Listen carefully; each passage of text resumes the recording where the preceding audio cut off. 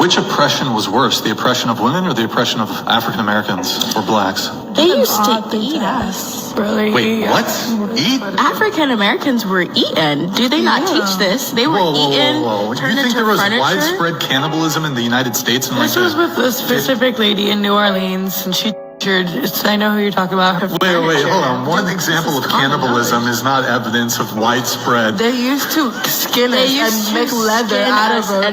Like, why is that even a question? I think he's saying because you're only pointing to like one example. It's not one example. 1837 on the Portuguese slave ship, the Aragante, the captain killed an enslaved man, cooked him, and made the other enslaved people eat him. And the crew ate the organs. In 1831, after Nat Turner's rebellion, they desecrated his body after his execution, and then some sources state that they boiled down his body to a medicinal substance for white people to consume as an act of final triumph. Vincent Woodward has a whole book about the incidents of this happening, the consumption of black bodies, not just literally, but physically, intimately. It's well documented.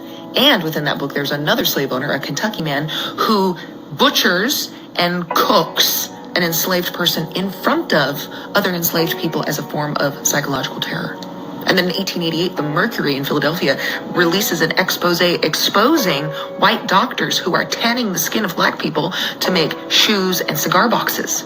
One of the physicians was quoted as saying that black skin makes a specifically enduring leather. There was also cases in Mississippi of them making belts and purses and things from black skin. They also used black babies as alligator bait. That's documented in multiple sources. They thought it was so hysterical they made postcards about it. Would use them as bait to hunt alligators, or would just feed them to alligators.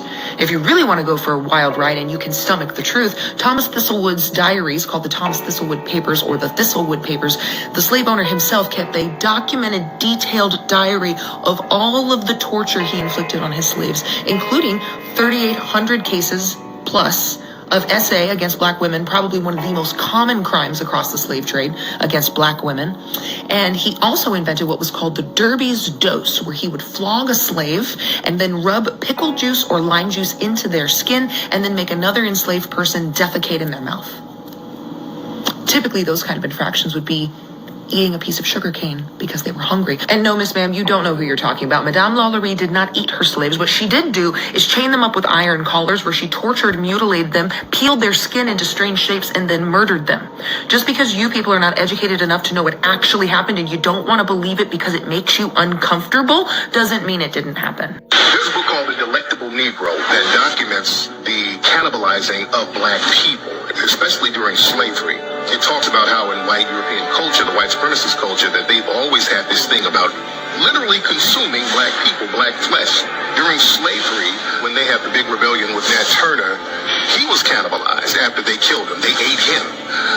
During a lot of lynchings, they would cook and barbecue people, and they would actually eat the people that they would lynch. So this was something that was a part of the white supremacist culture, consuming us literally. I'm sure you've heard all the tales about slavery, or at least you think how they's whipped, how they's treated like cattle. I'm sure you've heard all that. But I bet you didn't know that slave owners also treated them like chicken, like beef. What's for dinner? They did that.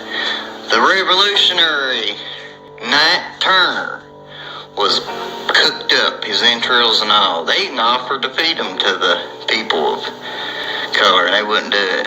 The revolutionary, And people ignored this for a long time, this fact that this homoeroticism of slave owners and their slaves. They've ignored all this.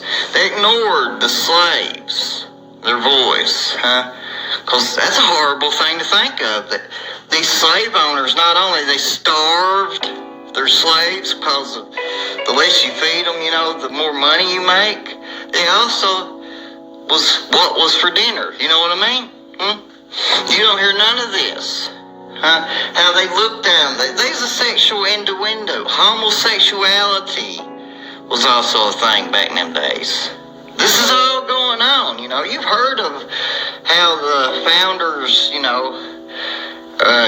raped their slaves. Well, that was part of their meals as well.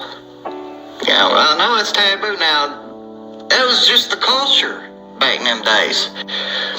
But this fella here, I'll put up his book here. He goes into it, and he's this scholar, academic, the original author is passed, but this was his life's work right here. He wanted to show the cruelty and the inhumanity of it. Even abolitionists had a ship, I think, up there in New England, whaling ship, and they had to eat a cup of their of color on that ship.